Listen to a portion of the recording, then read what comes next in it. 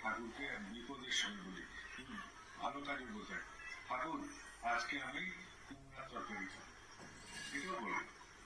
ঠাকুর আজকে আমার পরীক্ষা আছে, আমি যাচ্ছি।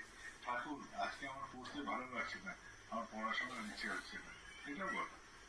ঠাকুর আজকে আমি বাজার করে নিয়ে এসেছি কিন্তু সব দাম আমার বেশি নিল, এটাও বল। যা হবে তোমার জীবনে মনে মনে বলতে থাকো সব। তাহলে কি হবে, আমরা তো সবসময় নাম করতে পারি এরকম হয় না।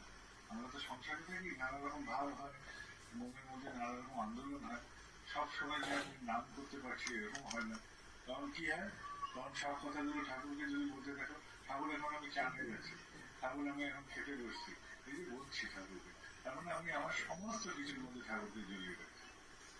তাহলে সবসময় নাম যদি না পারি, সবসময় যদি নাম না চলে আমার, তখন কি হবে, এটাও কাজে লেগে যাবে, এটাও অনেকটা কাজে লেগে যাবে।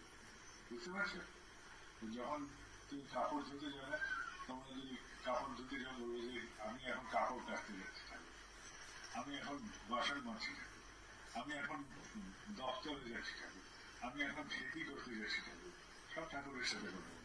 তাহলে দেখবি যে সব কথাতে ঠাকুর থাকছে। ঠিক আছে? এটা করতে পারবে? আর ছেলে এখন ভালোবাসে ঠাকুর, ছেলের আজকে বিমার হয়েছে ঠাকুর, সব ঠাকুরকে বলবে, মনে মনে বলতে থাকবে। তাহলে দেখবে যে এই যে আমি বলি, আমরা সবসময় চেষ্টা করি, যারা সাধারণ মানুষ তারা সবসময় চেষ্টা করে অন্তরে সবসময় নাম চালাতে, মনে মনে নাম করে অনবরত তারা নাম করতে চেষ্টা করে। এই চেষ্টা করে, কিন্তু অনেক সময় হয়, অনেক সময় হয় না। কিন্তু আমরা সংসারে থাকি, আমাদের অনেক সময়ই হয় না, প্রায়ই সময় হয় না। কারণ সংসারে যেসব কথা হয়, যেসব কাজ হয়, যেসব জিনিসের মধ্যে আমরা জড়িয়ে পড়ি, সেইখানে জড়িয়ে পড়ে ঠাকুর মাথা থেকে চলে যায়, তখন ওই কাজটাতেই মগ্ন হয়ে যায়।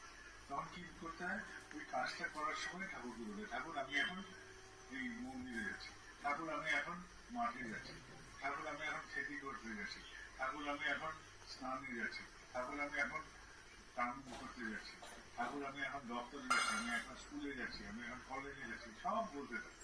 এই বললেই কি হয়, ঠাকুর তোমার সাথে, কারণ তুমি তাকে বলছো, তাই না? বুঝতে